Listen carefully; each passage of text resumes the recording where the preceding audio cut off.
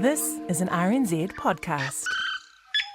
They say it takes a village to raise a child.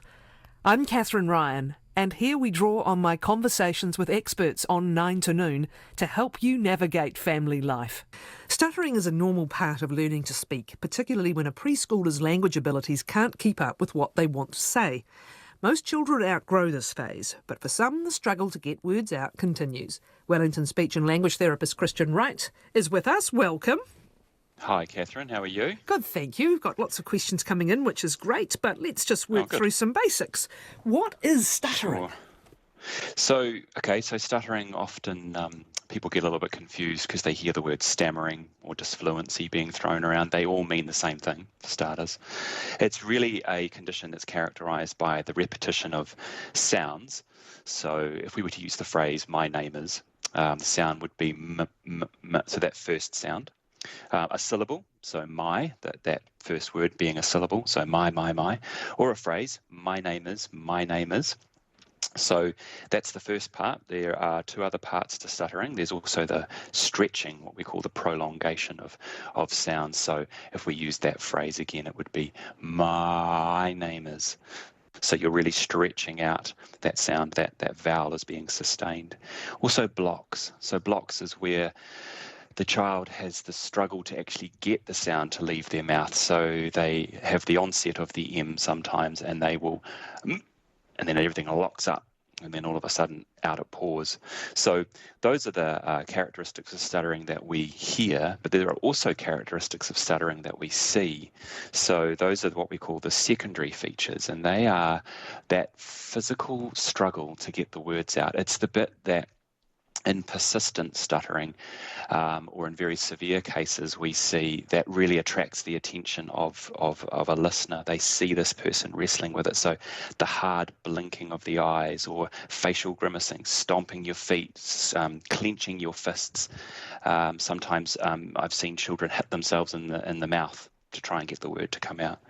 So that's the sort of picture of what stuttering looks like. And I alluded before to persistent stuttering, because what we do is we divide it into early stuttering and persistent stuttering. So the children with early stuttering are the children where there's a chance that child will actually recover naturally or through therapy, and that window is from onset through to 3 to 4 years after that stuttering's begun. So that's considered to be early. But if it's persisting past that 4-year mark, then we're getting into the territory that probably the chances of recovery, be it naturally or through therapy, have rapidly diminished, and we're looking at a lifelong condition.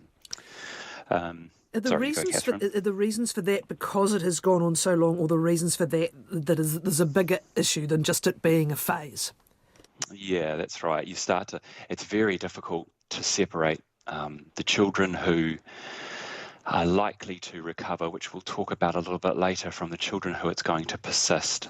There are some indicators, but essentially where parents are concerned about stuttering, I prefer to see the child, see the parent, and have a conversation to try and determine if it's going to continue. If we look at stuttering itself, so we've talked a bit about the repetitions, the stretches, the blocks, but there are actually some patterns to stuttering and how it looks when people are talking. For example, it mostly occurs on consonants rather than vowels, and it's usually on the first consonant in a word. That's very, very common, particularly in the preschoolers, and in many cases there are certain sounds or words that people who who are experiencing stuttering will struggle with. In particular, the worst is their name. So many people struggle when they start to say their name, and most likely because of the pressure of the communicative pressure of that moment when someone's asked you what your name is. Stuttering tends to occur more on content words like nouns and verbs rather than your function words like is, are, the. More it occurs on stressed syllables than unstressed. Longer sentences, you're always at increased risk of stuttering the longer the sentence, and particularly if you're talking about something that's not present. So if you're retelling a story or recounting something, for some reason children and adolescents and adults will always struggle much more when they can't talk about what's in front of them. And this stuttering has an enormous impact on people, and over the 20 plus years I've been doing this, I've worked with preschoolers, adolescents, adults who stutter, and what I have observed is that as stuttering persists through the school age years into adolescence and adulthood, it tends to, in many cases, attract greater and greater emotional and psychological baggage that comes with it, which is completely understandable. I remember many years ago sitting with a gentleman. He was in his 40s, and he was sitting in my office and he was looking out the window, and I had been using a treatment technique that I'll share a little bit later, but he was using the technique and he looked out the window and he said, I can see a grey roof, some windows, and it's a cloudy day. And then he sat there staring out the window, and then I was waiting for him to continue. And I said, was there anything else you wanted to say? And he said to me, I don't know what to say because I've never got this far in a sentence before. And it was that moment for me personally where I realised how unbelievably damaging and difficult for him it had been to go through his life carrying the weight of this, and it had shaped so much about him that he had even chosen a profession where he didn't have to talk to people. So where it's left unchecked and it is persistent, there are treatments, but the point is that usually people try to avoid talking. They'll develop a whole bunch of strategies of word avoidance, situational avoidance, social anxiety increases. There's a risk of them becoming more socially isolated, and then even in some cases, some children who stutter and stutter quite badly are at higher risk of repeating a school year. There was one study that looked at that. So does it become a vicious cycle too, once you're getting beyond it being just part of a development phase? Does it become a vicious cycle that the more uptight you get, the harder it is to here I'm doing it. The harder it is to form your thoughts and then to transfer those thoughts into speech. Can it become a bit of a cycle? Yeah, I think yes, I do. I think that the anxiety of communication probably does interrupt the cognitive processes of thought. People think fluently, but it's almost as though their mouth betrays them. They go to open it and their thoughts are there, but they can't seem to sequence or organise what to do. And there are some situations that can eliminate it instantly, but they're not long-lasting. So, for example, singing.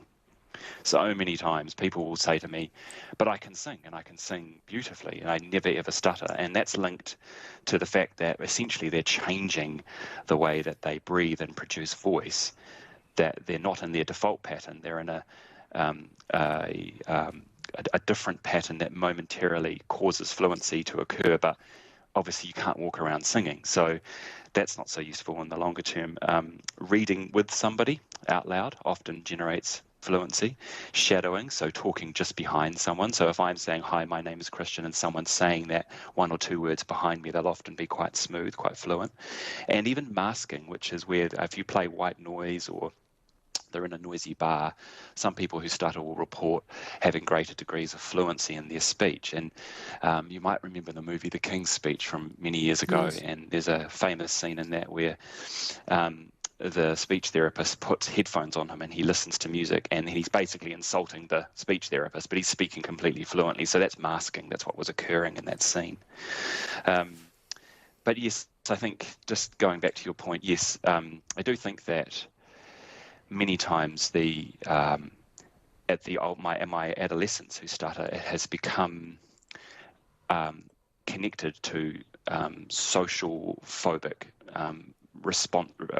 responses to social situations that have almost become phobic, because they can't trust the most basic fundamental thing that we take for granted, that if I have a thought, I can express it and I'm not going to attract any unwanted attention because I'll just say it.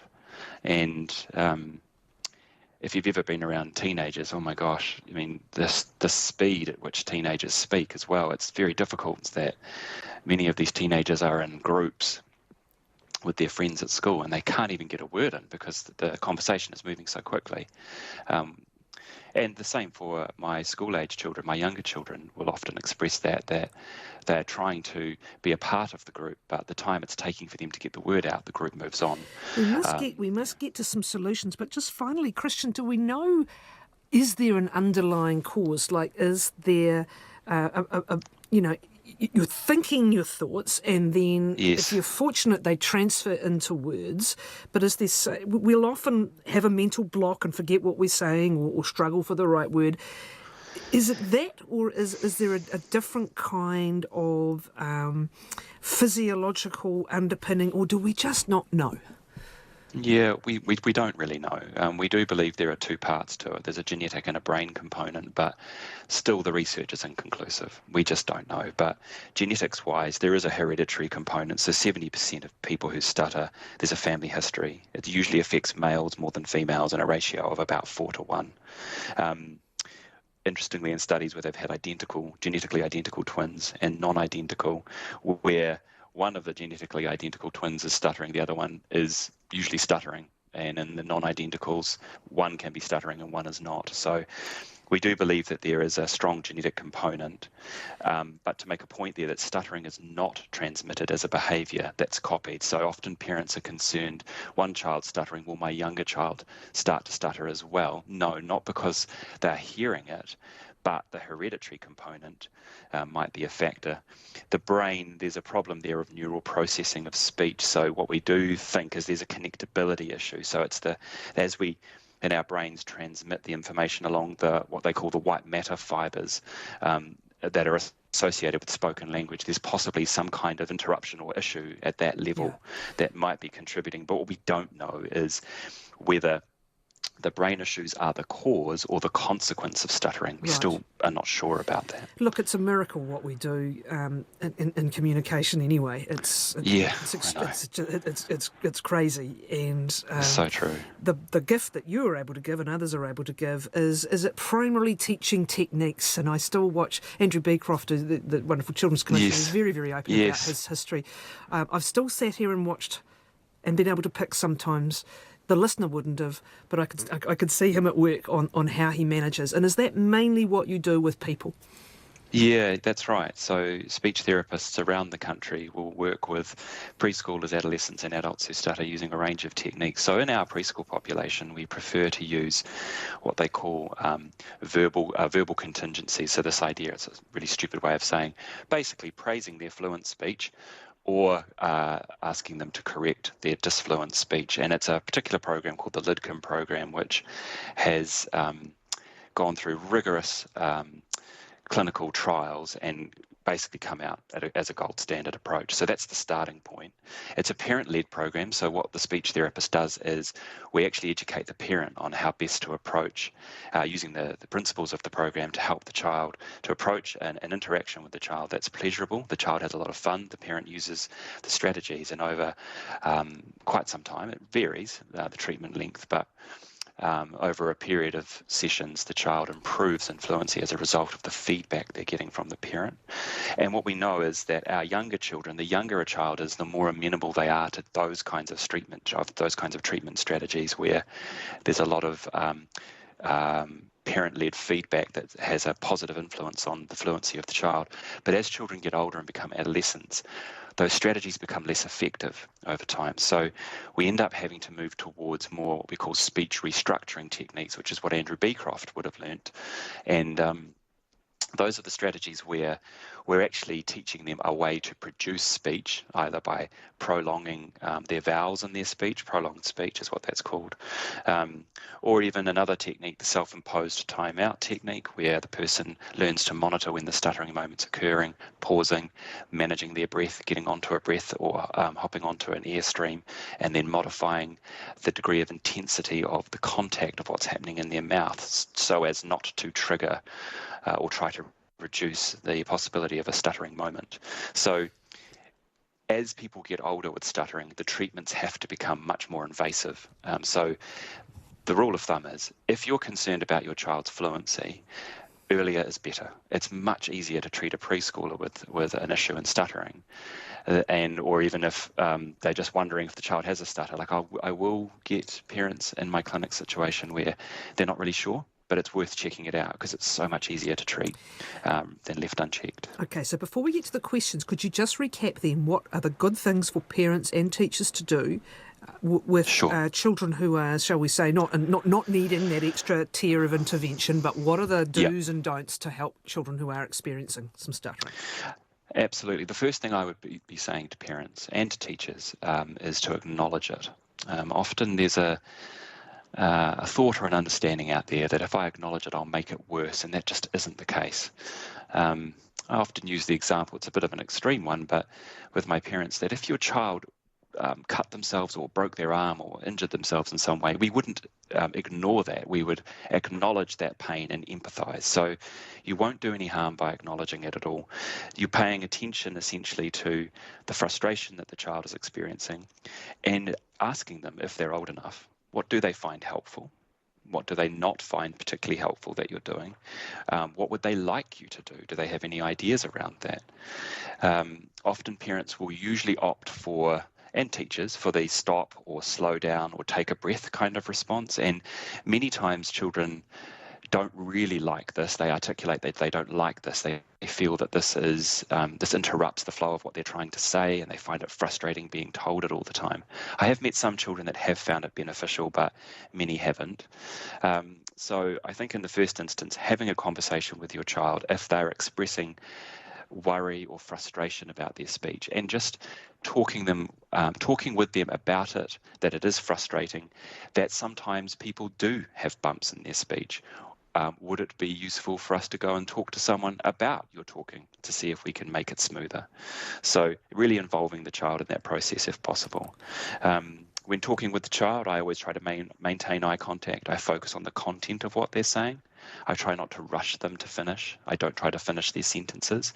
So just giving them the time to express themselves. And I think in a class situation, there are a few things teachers can do that are useful. For example, in class, children are sometimes expected to contribute orally. So trying to reduce the wait time to speak is really useful. So talking with the child about either going first or being clear where they are going in the speaking order, because there's nothing worse than having a stutter. And I had one from the age of 8 to 13. I stuttered myself, and I can remember waiting and not knowing when I was going to go, and the anxiety building, that when I did have to go, it almost felt like the mountain was just too big, and I just couldn't get over that. Some children, I've had one boy who did really well. He wanted to present to his class about his fluency and his struggles with stuttering, and that was enormously helpful to him. He, in a sense, got up and declared what he had, which was a stutter, and what works for him, to try and demystify it for his peers. He was about 8 when he did that. And just two other things I'd say for teachers would be, when they're reading aloud, sometimes, as we talked about, reading in unison with someone can be useful. So that can be really helpful, an easy way to get a child to contribute. Or if they're having to do an oral presentation, doing it in a small group, it can be much better. Or pre-teaching, so talking to the student about what are you going to be asking at mat time, what might an answer be, prepare that answer with the student to take all the pressure that when I do put my hand up to contribute, I know I'm going to get it right. So now I'm just focusing on being fluent. Wonderful stuff. All right, now to some questions. My son, who's 6.5 years old, just seems to struggle with continuing what he wants to say mid-conversation. It's really bad when he's tired, but sometimes I think he just wants to talk for the sake of speaking and doesn't actually know what he wants to say. We're all guilty of this. Or if it happens on the radio, trust me. Or if he actually is struggling to get the words out. He also has a lisp when pronouncing his L's. We've been trying to get him to practice the sound and where his tongue should be when he says them. Is it him being lazy with pronunciation? We read lots of kids do it, but grow out of it eventually. What do you think? So did you say that the lisp was on the L sound? Yes. Yeah, that's not a very common sound to lisp on. So there's something going on with that L that I would want to look at. The mid-sentence thing, that's a hard one to answer. It could be a range of things, ranging from an issue with word finding. It could be an issue with his ability to plan a narrative. So he's getting so far into his thought, and then he's having trouble, in a sense, in his working memory, holding on to what he was talking about and where he was going with it. Or it could be some kind of stuttering, disfluency that might be going on mid-sentence. Although usually, as we talked about, stuttering for many kids, it usually occurs at the front end of a sentence. So they would probably be more aware of that. So I think I wouldn't really be able to give a lot of ideas around that. However, I would suggest, particularly with that speech sound, that if they've got a local speech therapist they could approach, just to have a little look at it, because L doesn't usually get lisped, so I'd want to know what's going on with that. And if you do have a lisp, there are different kinds, and listeners can go back into the archives to see our session on lisps to hear more about that. But there is a frontal lisp, which most children would struggle with, and that usually, in many cases, will resolve itself by the age of 8 years. But you would want to look at an L, and I'm wondering if his L is going to a W, or if he's doing something quite unique, like he is actually lisping it, and it's a very rare kind of lisp, like a palatal lisp or something, which is like a slushy, guttural kind of sound. So, yeah. Okay. I have a mild stutter myself, says this emailer, and 2 of my 3 children were treated as preschoolers for stuttering, which had a positive outcome. My eldest is now 14 and has started stuttering a little again. Is this part of teenage brain changes? Will it resolve, or should I look further into speech therapy? He does not seem to be bothered too much by it. It is more of a stutter in the middle of talking than a block word, unlike when he was little and he was blocked from starting a sentence at all. Okay.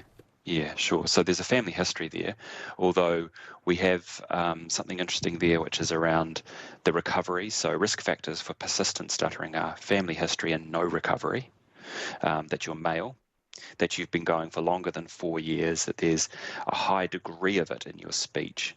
And in some cases, you've got poor speech and language. Your history of speech and language development wasn't as good as your peers. So I think in that case, because of his history, I would want him to see someone. But then there is a very critical issue. He's not concerned about it. And we would want to drill into that, because sometimes some teenagers will say they're not concerned, but they're actually burying that they are concerned. But I also fully believe that parents are expert in their children, and they can read what is of concern to their child and what is not. So I believe she's telling the truth about that. And so it might be, and the reason I say this to her is that it's really, really hard to treat an adolescent who doesn't really think it's an issue. They won't really do the practice. It's not impacting their day-to-day life. They're not socially withdrawing, and they're not having trouble with their peers. So they're highly unlikely to make a change or commit to the practice that would be required to sustain some kind of fluency improvement. So it might be, as a starting point, having a conversation with him. How concerned is he? One way I do it is I say to adolescents, let's just talk about a scale of 1 to 10. How much would you want to, and then we go, play a PlayStation, 1 to 10, and they'll go 10 if it's a boy usually. And then you go through all these different scenarios of liking and disliking, wanting and not wanting, and then I'll drop in there, how much would you want to change your speech, 1 to 10? And I just start to get a sense on that number scale of how desirable the idea of working on it is, and how much motivation there is there for it. Great. One more. I have a 7-year-old. This is a different topic again, I think. I have a 7-year-old who hasn't had any previous difficulty with speech, who suddenly has developed the habit of saying a phrase frequently. Never mind is the phrase. That she will say often as she's mid-sentence. She's been doing it for about a month and seems always to get stuck on this phrase, as I would imagine someone would when stammering. She even says it in the night when she's asleep. We've tried not to bring much attention to it, but it's been bothering her and she feels she can't stop saying it. Is it something you've come across? Do you have any advice? Yeah, that's interesting. I have come across versions of it. So they almost, those situations behave or sound like a tick behaviour, like a vocal tick. So I have seen that, and I think what I would do in that situation, if she's becoming bothered by it, is to have a look at how we could eliminate that behaviour. So the first thing would be to try and, she's aware of it and she's annoyed by it. But that doesn't necessarily mean that she's aware of it in the context of fluent speech. So sometimes people will do something and they know they do it, but they don't know precisely when they're doing it. So you'd have to manage this pretty carefully, and you might want to involve a professional to support you with it, so a speech therapist, for argument's sake. And the approach that I've taken in the past with something similar to this, where there was a boy who kept saying, what was I going to say? And that was his phrase. What was I going to say? And he just kept dropping it everywhere. And he'd almost got to the point where he knew he was saying it, but he couldn't hear himself saying it. So we just set up a simple chart, where in front of him, when I was talking with him, I would put ticks on the chart every time he said it. And the goal was for him to try and reduce the frequency of those ticks on the chart. And so in a sense, raising his awareness of the moment that he was using it. So that was the first step, to try and begin to raise awareness, to move towards extinguishing it. So I think that would be my starting point, but then obviously I would want to see how the child responded to that to then know where to go next. So it might be that if it's concerning to her, to go and see a speech therapist or even a psychologist locally to talk about strategies to try and reduce it. Wonderful. We'll leave the questions there. Someone is asking about verbal dyspraxia. I can't recall if we discussed that previously before. Can we refer them to a previous I don't session? actually think, no, and I don't think we have, So and we let's can do it in the easily do future? that. Yeah. Great. Okay. Great, Christian. Maybe next time. Thank No you, worries. thank you, listeners, for your questions and requests. And to the person who did email in about verbal dyspraxia, we will schedule that one with Christian next time.